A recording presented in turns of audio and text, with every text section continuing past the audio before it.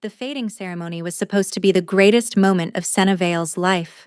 Instead, it became her public execution. When Corvin Ashford's eyes met hers across the sacred circle, when the moon's light confirmed what the ancestors had chosen, she'd felt joy surge through her chest, her fated mate, the man she would spend eternity with. But Corvin's expression held no joy, only disgust. I, Corvin Ashford, heir to the Thornwood Beta line, reject you, Senna Vale, as my fated mate. The words shattered something inside her. The bond, that golden thread she'd felt connecting them, snapped like a bone breaking. Senna gasped, clutching her chest as pain ripped through her. The crowd waited for her to beg, to fall to her knees, to plead for him to reconsider. Instead, Senna lifted her chin, turned her back on the man the moon had chosen for her, and walked away. She didn't know that Alpha King Sorin Valdrin of Valdoria stood in the shadows, watching. She didn't know that her dignity in that moment had caught the attention of the most powerful wolf in the realm, and she certainly didn't know that by morning he would offer her everything Corvin had just destroyed: a crown, a kingdom, protection, under one condition: he would never love her. Neither of them understood what her rejection would awaken. Neither knew that the bond Corvin had shattered wasn't broken at all. It was waiting, and when it finally revealed itself, it would either save them both or destroy everything. The sacred fire crackled in the center of the clearing, casting dancing shadows across 500 faces. The fating ceremony happened once every 3 years, when unmated wolves gathered beneath the blood moon to discover their destined partners. Senna had dreamed of this night since childhood. She stood among 32 unmated females, her heart hammering against her ribs. Her gown was borrowed, a pale silver thing that had belonged to her mother before she died. It was the only nice thing Senna owned. Nervous, whispered Yara, the blacksmith's daughter beside her. Terrified, Senna admitted. The elder raised his staff, and silence fell. The moon sees all, he intoned. The moon knows all. Tonight, she will reveal the bonds written in your souls, since before you were born. One by one, wolves stepped forward.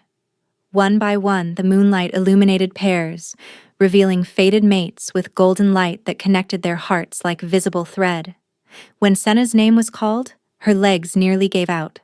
She walked to the center of the circle, feeling every eye upon her. The daughter of a disgraced noble house, the girl whose mother had died under mysterious circumstances. The girl people whispered about when they thought she couldn't hear. The moonlight touched her skin, warm and ancient. And then it moved, stretching across the clearing toward the gathered males. It stopped on Corvin Ashford. Senna's breath caught. Corvin was beautiful, dark-haired, strong-jawed, from one of the most powerful families in Thornwood Pack. And now the moon declared him hers. The golden thread appeared, connecting her heart to his. She felt it like warmth spreading through her chest. This was it. This was everything she'd hoped for. But Corvin wasn't smiling. His face twisted with revulsion.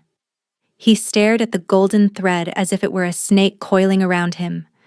His mother, Oriel, stood behind him, her lips pressed into a thin line of fury. No, Corvin said. The word fell into the silence like a stone into water. Corvin, the elder warned. The moon has spoken. You cannot. I can. Corvin's voice rose, hard and cold. I, Corvin Ashford, heir to the Thornwood Beta line, reject you, Senna Vale, as my fated mate. The pain was instantaneous. Senna felt the golden thread rip from her chest as if someone had reached inside her and torn out a piece of her soul. She staggered, gasping, her hand flying to her heart. The agony was beyond anything she'd ever experienced. Physical, emotional, spiritual, all at once. Around her, people gasped. Some looked horrified, others looked satisfied, as if this was exactly what the daughter of Morella Vale deserved. Corvin stepped back, his expression settling into careful blankness. His mother's hand landed on his shoulder, possessive and pleased. The crowd waited. They waited for Senna to crumble, to beg, to throw herself at Corvin's feet and plead for him to reconsider. That's what rejected wolves did. That's what broken things did. But something strange happened inside Senna. Beneath the pain, beneath the humiliation, something stirred. Something that had always been there, sleeping in her blood, waiting for this exact moment. Senna straightened her spine. She lifted her chin, and though tears burned behind her eyes, she refused to let them fall. "Then I accept your rejection," she said, her voice steady despite the tremor in her hands, "and I release you from any claim the moon placed upon your soul." The formal words of acceptance, the words that made the rejection complete and irreversible. Corvin's eyes flickered with something. Surprise? Regret? It was gone too quickly to name. Senna turned and walked away from the sacred circle. She didn't run. She didn't stumble. She walked with her head high, her silver dress trailing behind her like armor. The crowd parted for her, silent and staring. She was almost to the tree line when she felt it. A presence. A weight of power so immense that her wolf, even broken, even bleeding inside her, recognized it instantly. Senna turned. And there, standing in shadows that seemed to bend around him like loyal subjects, was a man who shouldn't have been there at all. Tall. Devastatingly handsome. Hair black as midnight falling past his shoulders. Eyes the color of molten amber, fixed on her with an intensity that made her forget to breathe. Alpha King Sorin Valdrin of Valdoria, the most powerful wolf in all the realms, the ruler of an empire. The man whose kingdom made Thornwood Pack look like a collection of mud huts. What was he doing here? A hint of amusement tugged at the edge of his expression, almost admiration. He'd been watching her. She realized it with sudden certainty. He'd seen the whole thing. "Your Majesty," the elder sputtered, finally noticing the king's presence. "We had no idea you were... We would have prepared." "That won't be necessary," Sorin said. His voice was deep and cold, like a river running beneath winter ice. "I came for one purpose, and I found what I was looking for." His amber gaze never left Senna's face. "Her," Sorin said. "I want her." The clearing erupted into chaos. Senna sat in a carriage she didn't own, wearing a gown stained with grass from when she'd nearly collapsed after the ceremony, being driven toward a destination she'd never imagined. The Alpha King's castle. 2 hours ago, she'd been rejected by her fated mate in front of everyone she'd ever known. Now she was traveling through the night with the most powerful man in existence, who'd claimed her in front of the same crowd that had watched her humiliation. The absurdity of it threatened to choke her. "You haven't spoken since we departed," Sorin observed. He sat across from her in the carriage, taking up far too much space, his long legs almost brushing hers. Most women would have questions. "Most women aren't claimed by kings an hour after being rejected," Senna managed. "True." That hint of amusement again. "Then again, most women beg when they're rejected. They don't walk away as if their dignity matters more than their pain." Senna's hands clenched in her lap. "My dignity is all I have left." "Is it?" Sorin tilted his head, studying her with those unnerving amber eyes. "I wonder." The carriage jolted, and Senna gripped the seat. Through the small window she could see the landscape changing, the familiar woods of Thornwood giving way to wider roads, more prosperous villages, and grander estates. "Why me?" The question burst out before she could stop it. "You could have anyone. Princesses, noble women, wolves from powerful families. Why choose a rejected nobody?" Sorin's expression didn't change. "You're not a nobody. You're Morella Vale's daughter." Senna froze. Her mother's name. He knew her mother's name. "What do you know about my mother?" she whispered. "Enough." Sorin's voice gave nothing away. "Enough to know that what Corvin Ashford threw away tonight is worth more than his entire bloodline combined. Before Senna could demand answers, the carriage crested a hill, and her words died in her throat. Valdoria Castle rose from the landscape like something out of a fever dream, towers of white stone, gardens sprawling in every direction, walls that could withstand armies, and surrounding it all, a city that glittered with lights even at this late hour. This was where he wanted to bring her. This was what he was offering. "Here are my terms," Soren said quietly. "I need a queen. Not for love, never for love, but for heirs, for alliance, for the stability of my kingdom. You will marry me, you will bear my children. You will have every luxury you could imagine, protection that no one could breach, and a crown that will make every person who ever looked down on you kneel at your feet." Senna's heart was pounding. "And in return?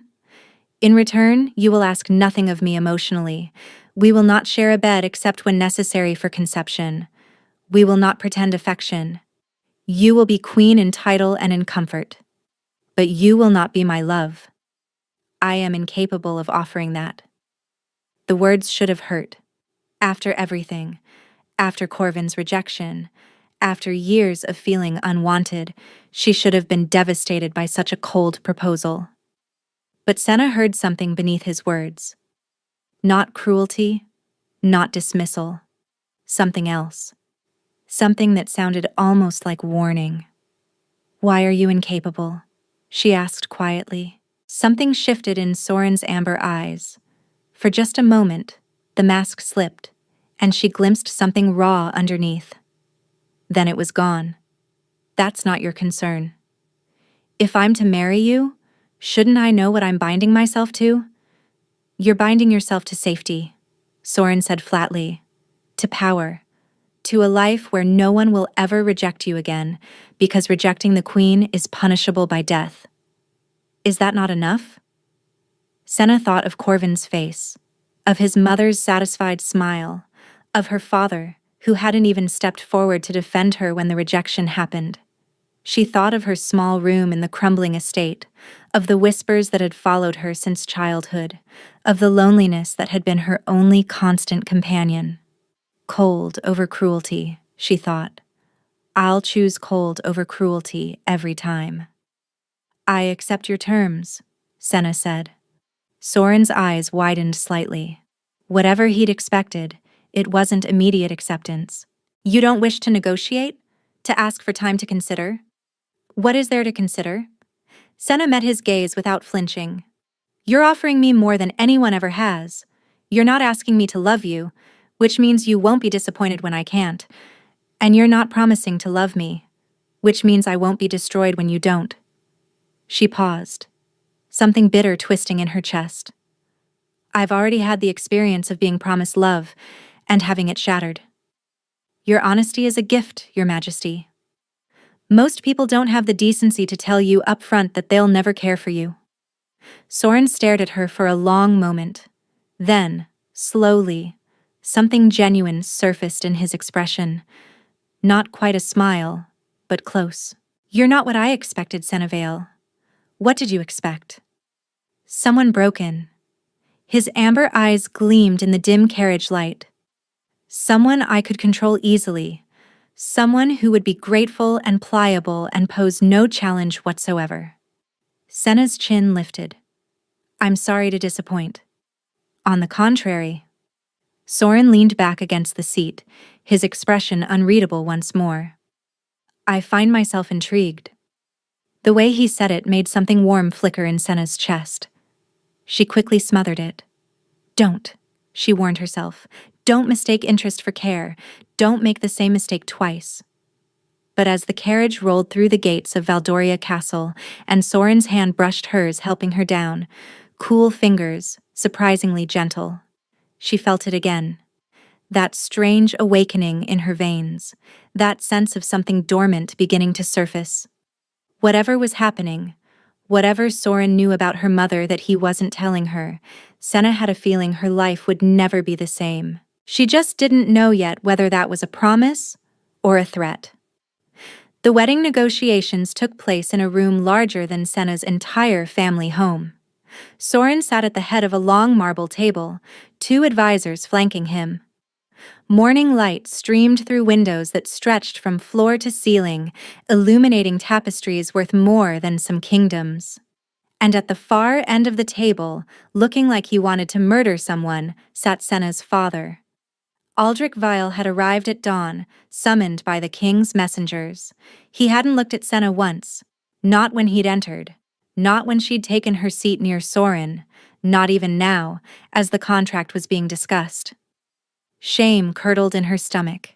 Even here, even as she was about to become queen, her father couldn't bring himself to acknowledge her. "The terms are straightforward," Soren announced, his voice cutting through the tension. "Senna Vale will become Queen of Valdoria. She will receive lands, titles, income, and protection that extends to anyone she claims as family." His amber eyes flicked to Aldrich, and something cold entered them. "Though I suspect she won't be claiming many." Aldrich's jaw clenched. "Your Majesty, I must protest this union. My daughter is... she is not suitable for..." "Your daughter," Soren interrupted, his voice dropping to something dangerous, "walked away from her own rejection with more dignity than I've seen from wolves with 10 times her status. She is more than suitable. She is exactly what I want." Senna's heart stuttered. She knew he didn't mean it romantically. She knew this was political, strategic, and cold by his own admission. But hearing him defend her, when her own father wouldn't. "Furthermore," Soren continued, "any suggestion that she is not suitable implies that something is wrong with her. I find myself curious, Lord Vale, what exactly you believe is wrong with your own daughter." Aldrich's face reddened. "I merely meant..." "Choose your next words carefully." Soren's voice was soft now, which somehow made it more terrifying. "Very carefully." Silence stretched. Aldrich's mouth opened, closed. For the first time Senna could remember, her father had nothing to say. "The contract," Soren said to his advisors. "Proceed." The terms were read aloud. Senna would become queen. She would receive a crown, a separate household, personal guards, and an income that made her eyes water. In exchange, she would provide heirs and attend royal functions. "And the question of love?" one advisor asked delicately. "The contract explicitly states that there will be none," Soren finished. "Senna has agreed to these terms. Is this still agreeable to you, my lady?" Every eye turned to her. Senna nodded. "It is, Your Majesty." "Then sign here." She signed. Her father signed as witness, his hand trembling with barely suppressed rage. The advisors signed, stealing glances at their king as if trying to understand his reasoning. And then it was done. Senna Vielle, rejected wolf, unwanted daughter, was going to be queen. As the advisors filed out, as her father stalked toward the door without a backward glance, a commotion erupted in the hallway. "You cannot enter. The king is in negotiations. I don't care if he's in audience with the gods themselves. Let me through." Senna's blood ran cold. She knew that voice. The doors burst open, and Corvin Ashford strode in, his dark hair wild, his eyes blazing.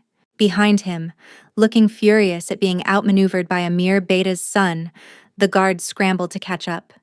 "Senna." Corvin's gaze fixed on her with an intensity that hadn't been there last night. "Senna, you can't do this." Soren rose slowly from his chair.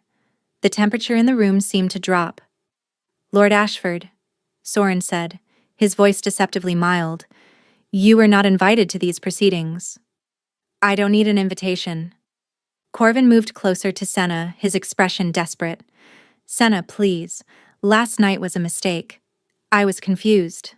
My mother, she pressured me. She said things that... It doesn't matter. I felt the bond between us. I still feel it. You can't marry him." Senna stared at her former fated mate. 12 hours ago, those words would have brought her to her knees. 12 hours ago, she would have wept with relief and forgiven everything. But 12 hours ago, she hadn't yet met Soren's amber eyes across a dark clearing. She hadn't felt the strange stirring in her blood. She hadn't been defended by a king when her own father stayed silent. "You rejected me," Senna said quietly.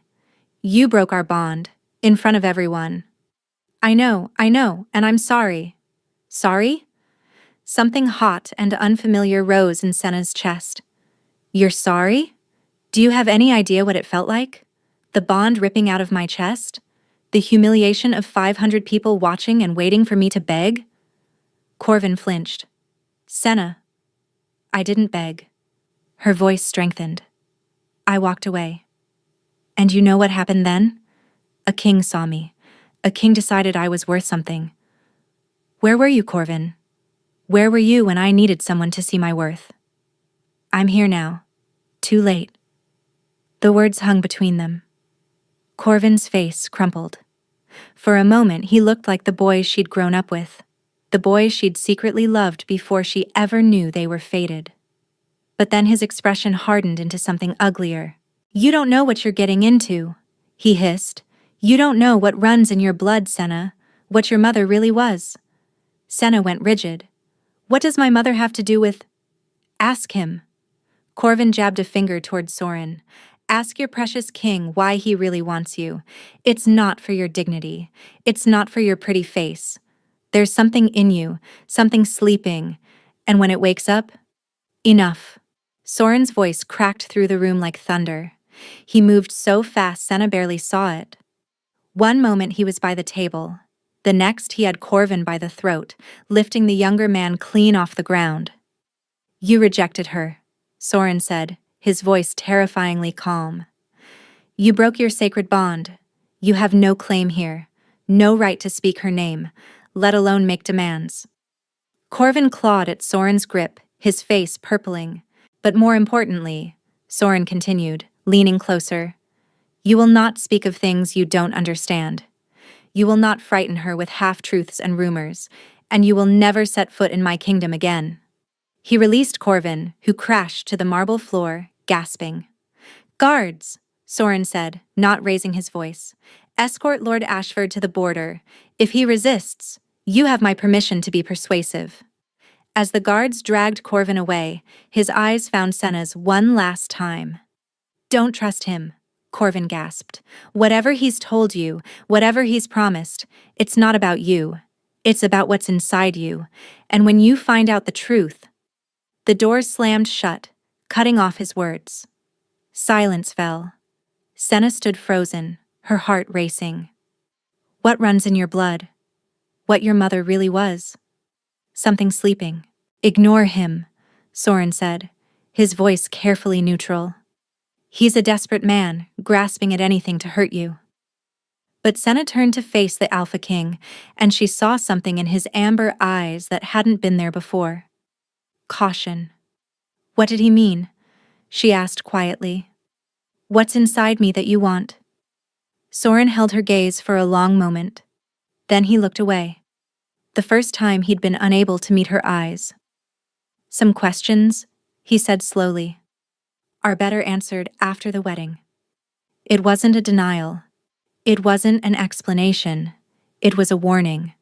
And as Senna followed him out of the chamber, she couldn't shake the feeling that she'd just agreed to marry a man with secrets as deep as her own.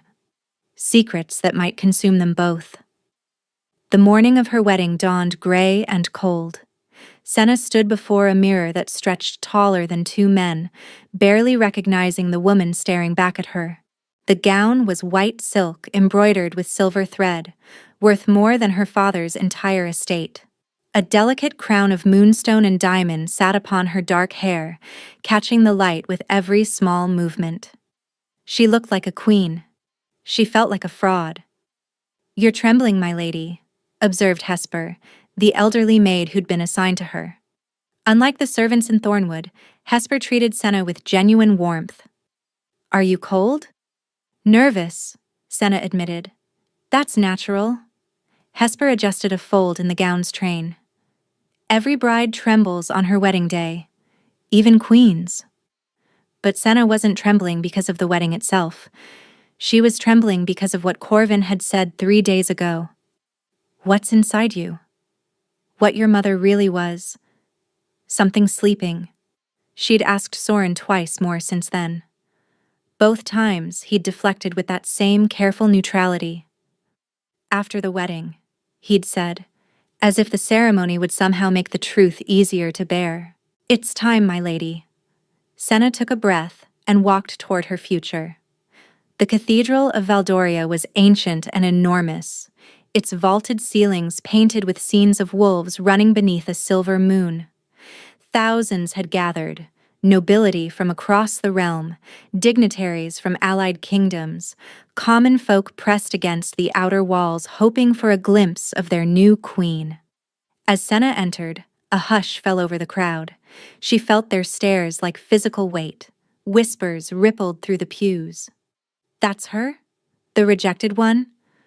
I heard she was fated to the Ashford heir. Why would the king choose her over Princess Maricel of the Eastern Isles? Senna kept her eyes forward, fixed on the altar where Soren waited. He stood perfectly still, dressed in black formal attire that emphasized his broad shoulders and narrow waist. His midnight hair was pulled back from his face, revealing the sharp angles of his features, and his amber eyes were locked on her with an intensity that made her breath catch. She reached the altar. Soren extended his hand, and she took it. Cold. His skin was cold, just as it had been in the carriage. Not cool like someone who'd been outside on a winter morning. Cold like stone. Cold like something not entirely alive. The high priest began the ceremony. Senna barely heard the words. She was too aware of Soren beside her, of the weight of the crown on her head. If any person knows of a reason why these two should not be joined, the priest intoned, speak now, or forever hold your silence. A commotion at the cathedral doors. I object. Senna's heart stopped. But it wasn't Corvin who swept down the aisle. It was his mother. Lady Oriel Ashford moved through the crowd like a snake through grass, her face twisted with righteous fury. Guards tried to stop her, but she was a noble. They couldn't simply tackle her in the middle of a royal wedding. This union is a mockery, Oriel declared, her voice carrying to every corner of the cathedral. That woman is the daughter of Mirella Vielle, a known practitioner of forbidden arts. She carries tainted blood. She is unfit to be queen. The whispers exploded into full murmurs. Senna felt the blood drain from her face. Furthermore, Oriel continued, my son was her fated mate. She carries the stain of rejection. A rejected wolf cannot ascend to the throne. It's against the natural order. This was it.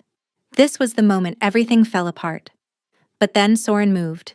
He stepped forward, placing himself between Senna and Oriel, and the temperature in the cathedral dropped so sharply that Senna could see her own breath. Lady Ashford, Soren said, his voice soft and terrible. You seem to have misunderstood your position. Oriel faltered. Your Majesty, I only meant... You meant to insult my chosen bride, in my cathedral, on my wedding day. Soren's amber eyes glowed with something that didn't look entirely human. You meant to repeat baseless accusations about a woman who has been dead for 12 years, and you meant to suggest that the moon's authority supersedes mine. He took another step forward. I am Alpha King of Valdoria. When I choose a queen, she becomes queen. When I declare her worthy, she is worthy. And when someone insults her...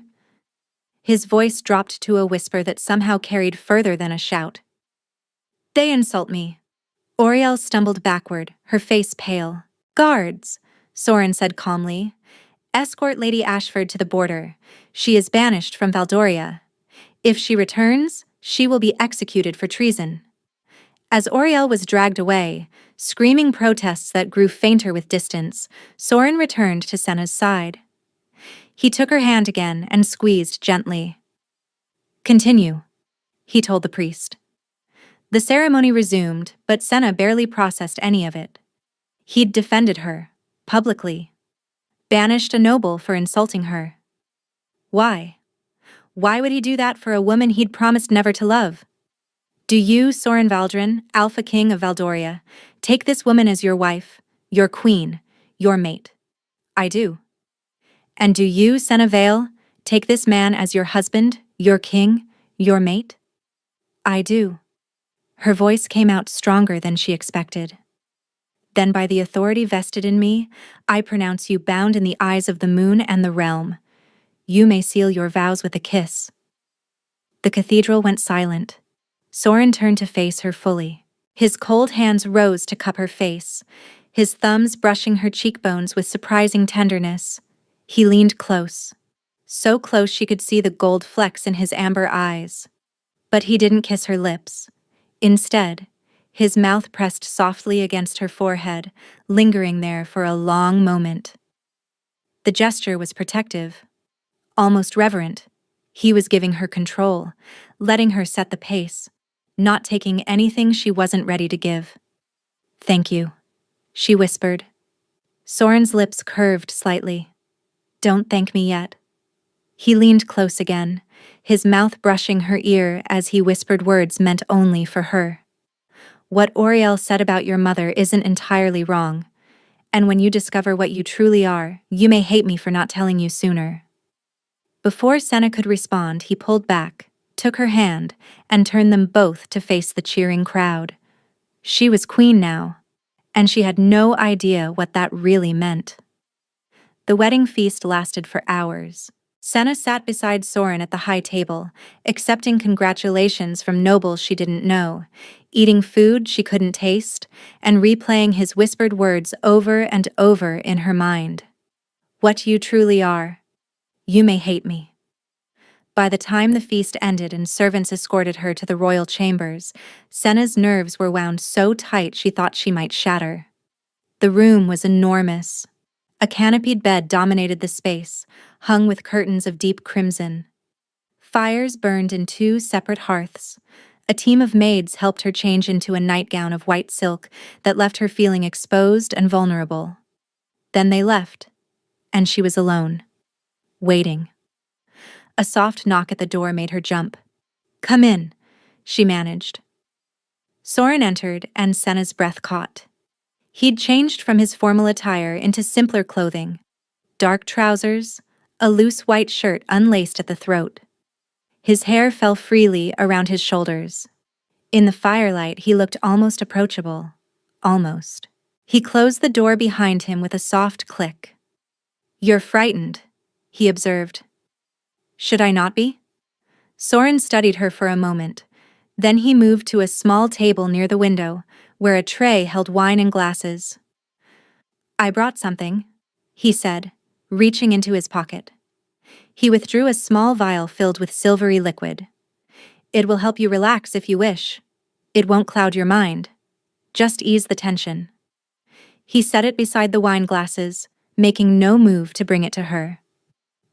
The choice is yours, Soren continued, as is everything that happens tonight. I need an heir. We both know that, but not at the cost of your comfort. If you'd prefer to wait, we wait. Senna stared at him. This wasn't what she'd expected. She'd expected coldness, efficiency, a man claiming what was contractually his. She'd braced herself for duty without tenderness. Instead, he was giving her choices she didn't know she had. Why are you being kind? She whispered. You said this was purely contractual, that you'd never love me. Why do you care if I'm comfortable? A shadow passed across Soren's face. Because I know what it's like to have choices taken away. I won't do that to another person. The weight of those words hung between them. Slowly, Senna rose from the edge of the bed. She walked toward him, watching his amber eyes track her movement. When she reached him, she took the vial from the table, uncorked it, and drank. The effect was immediate, a gentle unwinding of the knots in her chest. I don't want to wait, she said quietly. I want to understand what this is, what we are.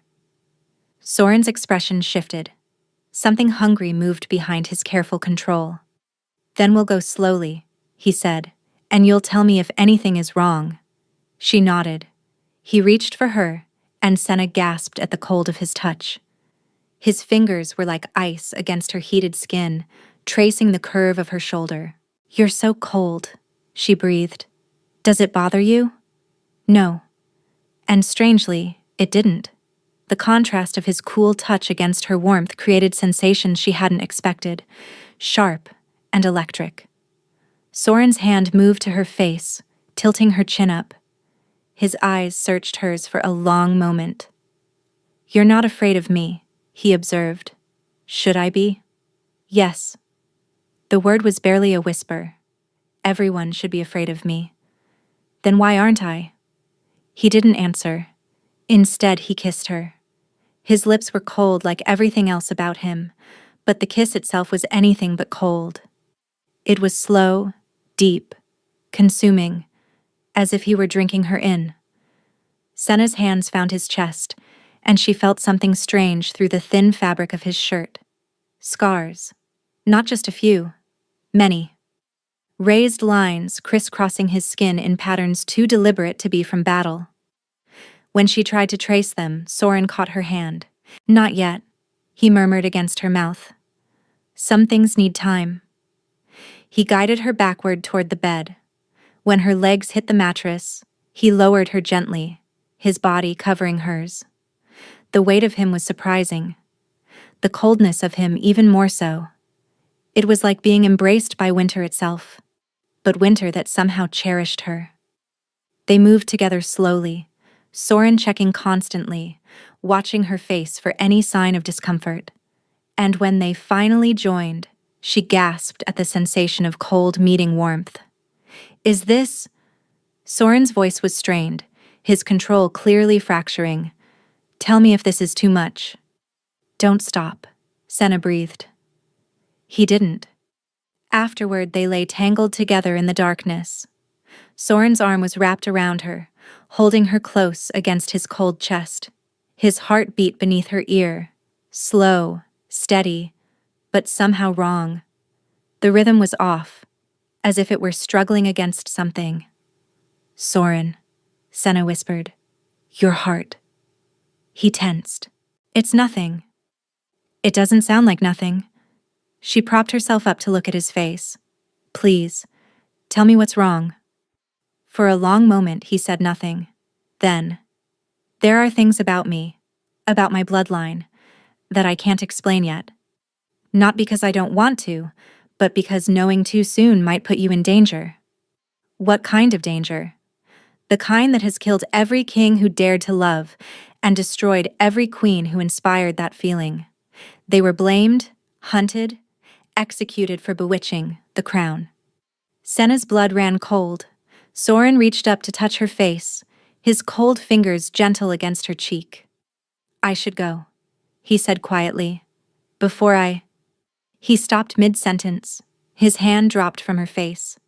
Something shuddered behind his eyes. "Before you what?" Senna pressed. Soren shook his head. He pressed a kiss to her forehead and slid out of bed. "Sleep well, my queen." He dressed quickly and left without looking back.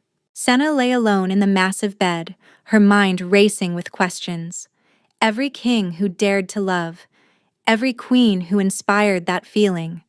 What had happened to them? Weeks turned into months.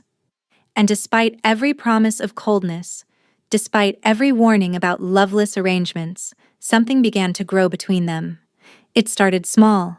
Soren appearing at her chambers before dinner, staying to eat with her instead of in the formal hall. Conversations that stretched from politics to philosophy to childhood memories neither of them had shared with anyone else.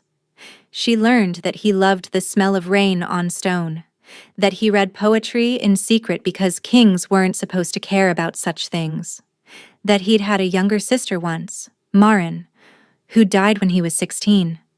He learned that she could identify any plant by scent alone, a skill her mother had taught her, that she dreamed of flying, though wolves couldn't fly, that she'd never told anyone about the strange warmth that sometimes bloomed in her chest when emotions ran high.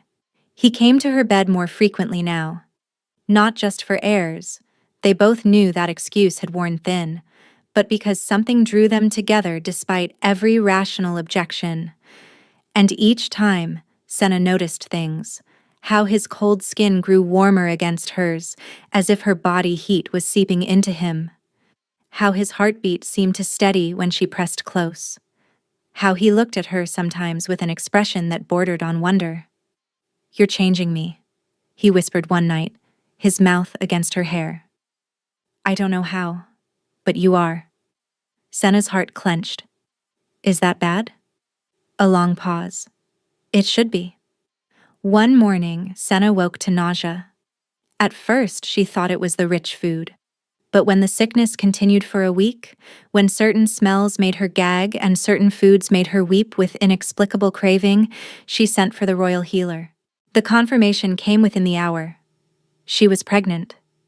Senna sat alone in her chambers, her hand pressed against her still flat stomach, trying to process the enormity of it. A child. Soren's child. The heir they'd contracted for, yes, but also something more. Something real. When Soren arrived that evening, earlier than usual, his eyes went immediately to her hand on her belly. "You know," she said softly, "the healer informed me." He crossed the room in 3 strides, falling to his knees before her chair and taking her hands in his cold ones. "Senna, is this—" She'd never seen him like this. The careful control was gone. In its place was raw, unfiltered emotion, hope, fear, joy, all tangled together. "I'm happy," she admitted. "Are you?" "Happy doesn't cover it." His voice was rough. He pressed his forehead to her joined hands and she felt him tremble. "I never thought— I didn't believe—" "Soren?" He looked up, and there were tears in his amber eyes. "Every king in my line has been told they'd never know love," he said quietly. "That it's impossible for us, that we're destined to rule alone, to father heirs with women who mean nothing to us, to die without ever—" He stopped, drew a breath. "But you mean something," he continued. "You mean everything. And this child, our child." "Soren." Senna cupped his face, her thumbs brushing away the tears he probably didn't realize he was shedding. "What are you saying?" He rose, lifting her from the chair and into his arms. His kiss was desperate, hungry, full of everything he'd promised not to give her. "I'm saying I was wrong," he breathed against her mouth. "I said I couldn't love you. I said I was incapable. But I—" His eyes met hers, and Senna saw it all. The walls he'd built, the walls that were crumbling. "I love you," Soren said. "Moon, help me. I love you. And I should have told you sooner. And I—" He stopped.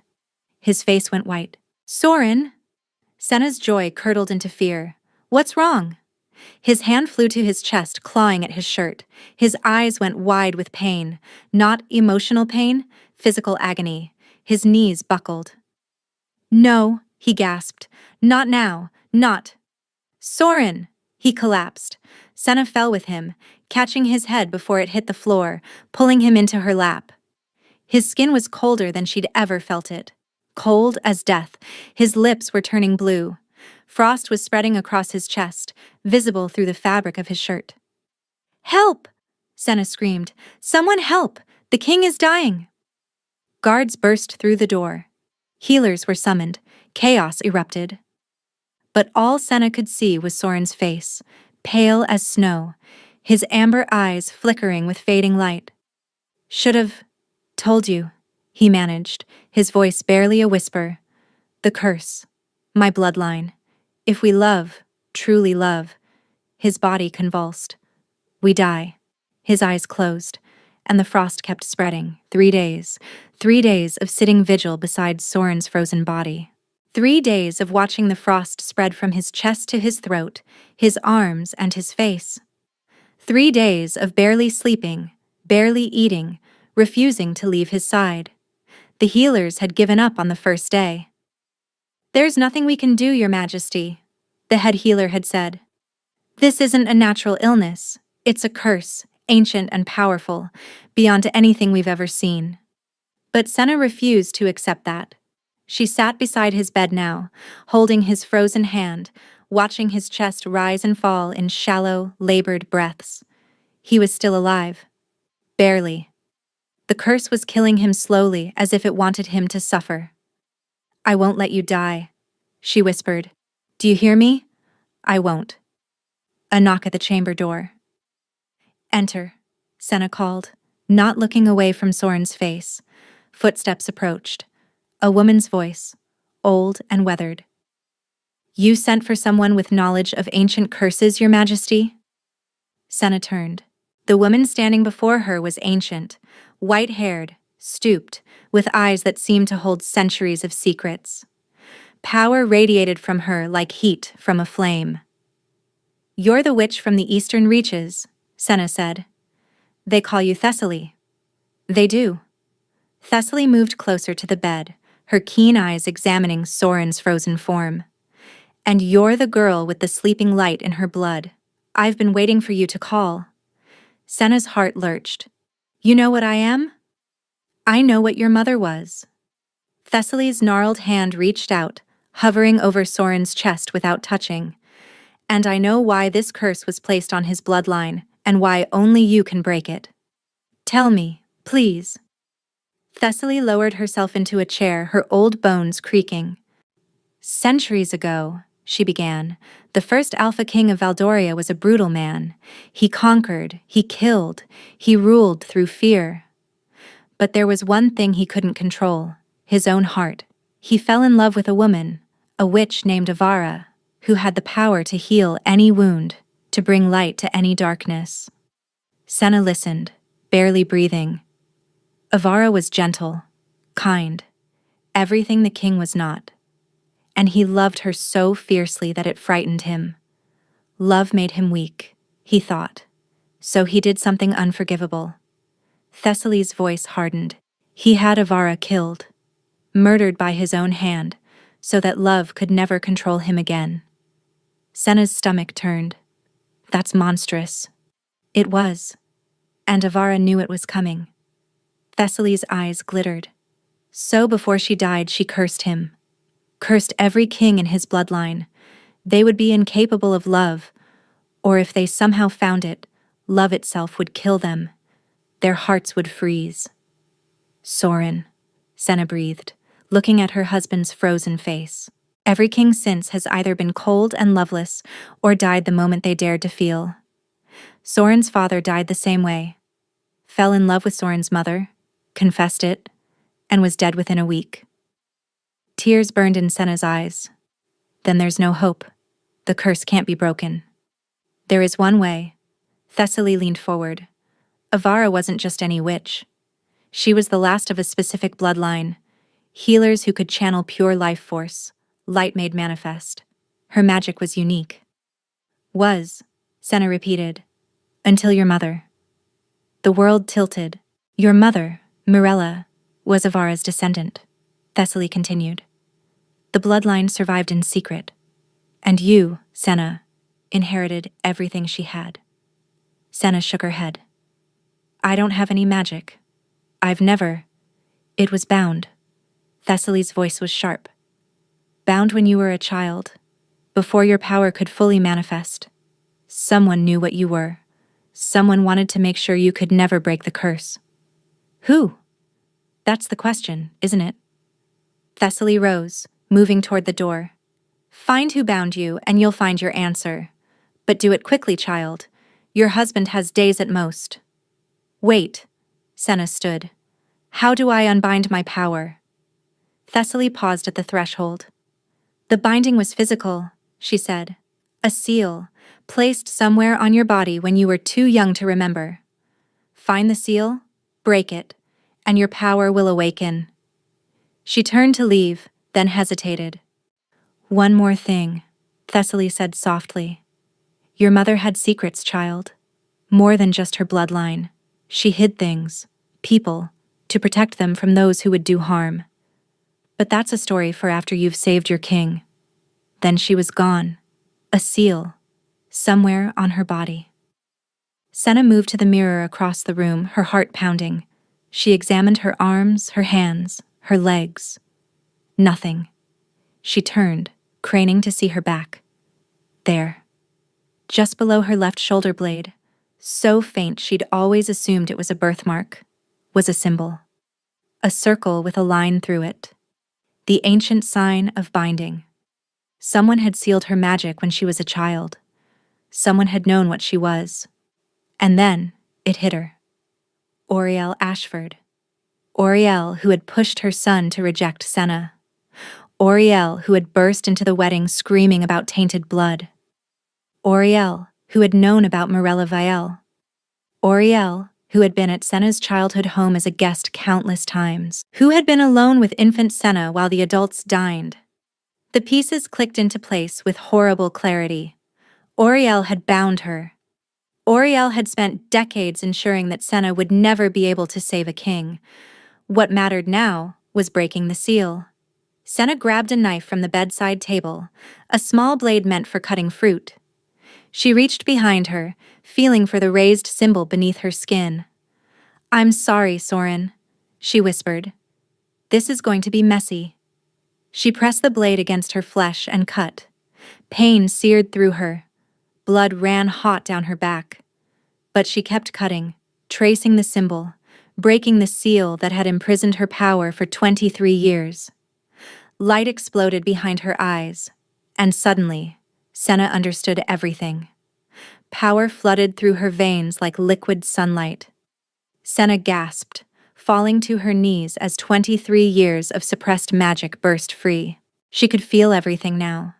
The life force in every guard outside the door, in every servant in the castle, in every blade of grass in the gardens below. And she could feel Soren. His life force was a guttering candle, barely flickering, moments from extinction. The curse was a dark ice wrapped around his heart, squeezing, freezing, and killing, but now she could see how to fight it. Senna staggered to the bed, pressing her hands against Soren's frozen chest. Light bloomed from her palms, golden and warm, seeping into his icy skin. "Come back to me," she commanded. "Do you hear me, Soren? Come back." The frost resisted. It was old magic, powerful magic, forged from centuries of pain and betrayal. It didn't want to release its prey, but Senna was Avara's heir, and Avara had created this curse, which meant Avara's bloodline could unmake it. She pushed harder, pouring everything she had into the light. Memories flashed through her mind. Her mother's gentle hands, her mother's soft voice, her mother's secret lessons that Senna had thought were just games. "Feel the warmth in your chest, little one. That's your light. That's your power. Someday, you'll use it to heal the world." "I understand now, Mama," Senna whispered, tears streaming down her face. "I finally understand." The light intensified. The frost began to crack, and then the chamber doors burst open. "Stop!" Oriel Ashford stood in the doorway, wild-eyed and disheveled. She must have bribed her way past the border patrols, slipped into the castle during the chaos of the king's collapse. The banished noblewoman's face was twisted with fury and fear. Behind her, guards looked uncertain about whose orders to follow. "Seize her!" Oriel commanded. "She's using forbidden magic on the king. She's trying to kill him." The guards hesitated, looking between Oriel and their glowing queen. "I'm trying to save him," Senna said, not removing her hands from Soren's chest. "Which you've spent decades trying to prevent, haven't you, Oriel?" Oriel's face went pale. "You bound my magic when I was an infant," Senna continued, her voice steady despite the power coursing through her. "You knew what I was. You knew I could break the curse, and you've done everything in your power to stop me." "You don't understand," Oriel hissed. "The curse is necessary. It keeps the kings of Valdoria cold, controllable. Without it, they become drunk on love, on emotion. They make foolish decisions. They destroy kingdoms for women who don't deserve—" "You mean they become human?" Senna interrupted. "They feel. They care. They rule with hearts instead of ice." "Exactly." Oriel's composure cracked. "Do you know what happened the last time a king loved?" Soren's father started a war for his wife. Thousands died. Love is weakness. The curse protects everyone. The curse is murder. Senna's light pulsed brighter. Every king who dared to feel has died. Every queen who inspired that feeling has been blamed, hunted, destroyed. My mother, her voice broke. You killed my mother, didn't you? Silence. Then Oriel smiled, and it was the ugliest thing Senna had ever seen. Morella was getting too close to the truth. She'd figured out what her bloodline could do. I couldn't let that happen. So you murdered her, and made it look like an accident. I protected the realm. Oriel's voice was cold. And when I realized you'd inherited her power, I bound you. You were supposed to live and die as a nobody, never knowing what you could have been. But Soren chose me anyway, Senna said quietly. He saw something in me that you couldn't destroy. A mistake I'm here to correct. Oriel lunged, but she never reached the bed. Light exploded from Senna's body, a shockwave of pure life force that threw Oriel backward into the far wall.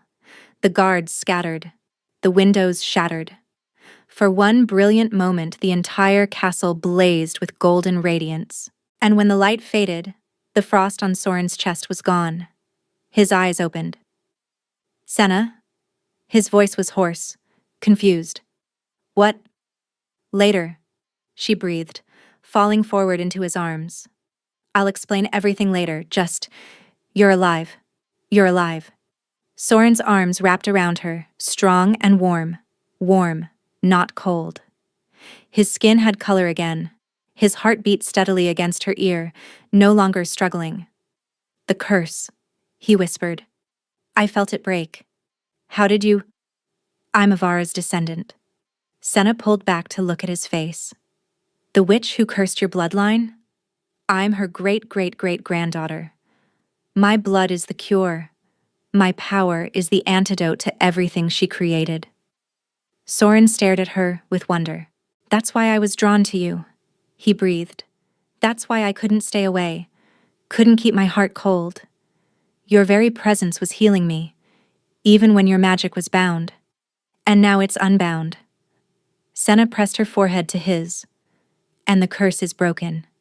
Not just for you, for your whole bloodline. Our child will never suffer. It's over, Soren. It's finally over. Guards had surrounded Oriel, who was struggling against their grip, screaming obscenities. What should we do with her, Your Majesty? One guard asked. Soren's eyes hardened. He rose from the bed, still weak but steady, and crossed the room. Oriel Ashford, he said, his voice carrying the full weight of royal authority. You are guilty of binding a royal bloodline heir, murdering Morella Vale, conspiracy to commit regicide, and treason against the crown. The sentence is death. Oriel spat at his feet. You'll destroy everything. Love makes you weak. Love saved my life. Soren cut her off. Love broke a curse that has plagued my family for centuries. Love gave me a queen who is stronger, braver, and more powerful than any enemy I've ever faced. He glanced back at Senna. Love is not weakness, Oriel. It's the only thing that ever really mattered. He turned away. Take her to the dungeons. She'll be executed at dawn. As the guards dragged Oriel away, Soren returned to Senna's side. He took her hands in his, warm hands now, and lifted them to his lips. I owe you everything, he said quietly. My life, my heart, my kingdom. You owe me nothing. Senna smiled through her tears. Just love me. That's all I've ever wanted. That, Soren said, I can do for the rest of my life. 6 months later, the gardens of Valdoria Castle had never been more beautiful. Senna walked through the roses, their scent filling the warm spring air. In her arms, wrapped in a blanket of pale gold, was her son, Kalin Soren Valdrin, Crown Prince of Valdoria, born with his father's amber eyes and his mother's dark hair, and absolutely no trace of any curse. There you are, Senna turned to see Soren approaching, still looking at her like she was something miraculous. After 6 months of marriage, 6 months of freedom, 6 months of love without fear, he still looked at her that way. Someone was fussy, Senna said, bouncing Kaelin gently. He wanted to see the flowers. Like his mother. Soren wrapped an arm around her waist, pressing a kiss to her temple. Always seeking beauty. They stood together in comfortable silence, watching their son's eyes track a butterfly dancing among the blooms. So much had changed. Oriel had been executed, her crimes exposed to the realm. Corvin had fled to the eastern reaches, banished and stripped of his family's titles. The Ashford name had been struck from noble records entirely. Senna's half-sister, a girl named Lyrian, who'd been hidden away by their mother before her death, had been found and brought to court. Thessaly had been right. Morella had secrets, had hidden people to protect them.